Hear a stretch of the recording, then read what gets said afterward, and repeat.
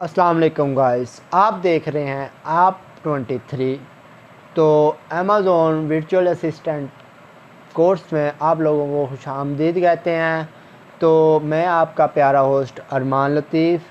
तो आज का जो हमारा टॉपिक है, what is e commerce. E commerce क्या है, पहले हम जान लेते हैं कॉमर्स क्या है। ई कामर्स पे बाद में डिस्कस करेंगे।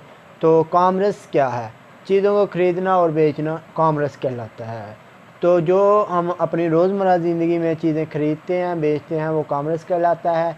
ई कामर्स क्या है, ई कामर्स के अंदर जो हम अपनी रोज़मर्रा ज़िंदगी के अंदर चीज़ें ख़रीदते हैं बेचते हैं, सेम टू सेम एक ही चीज़ है, उसको ई कामर्स कहते हैं।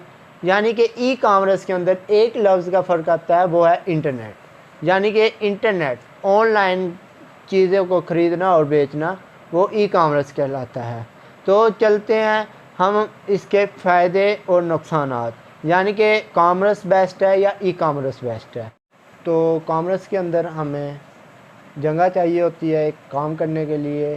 तो ज़ाहिर सी बात है, हमें अगर हम जिस जगह पे काम करेंगे उसके लिए हमारे उसके अखराजात होंगे, बिजली का बिल, किराया, इधर उधर के सारे अखराजात होंगे। लेकिन ई कामर्स के अंदर आप लोगों को ये चीज़ नहीं चाहिए होगी। ई कामर्स के अंदर आपको एक छोटी सी चीज़ जो है आपके मोबाइल के अंदर इंटरनेट के ऊपर आप अपने घर बैठे आप लाखों चीज़ें बेच सकते हैं, ख़रीद सकते हैं, अपने घर में मंगवा सकते हैं ऑनलाइन, जिसको बोलते हैं ई कामर्स, इंटरनेट के ज़रिए।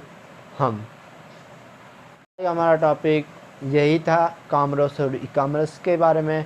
तो जिस भाई को अभी तक कामर्स और ई कामर्स की समझ नहीं लगी वो हमें कमेंट में बता सकता है, उसे हम दोबारा बता देंगे।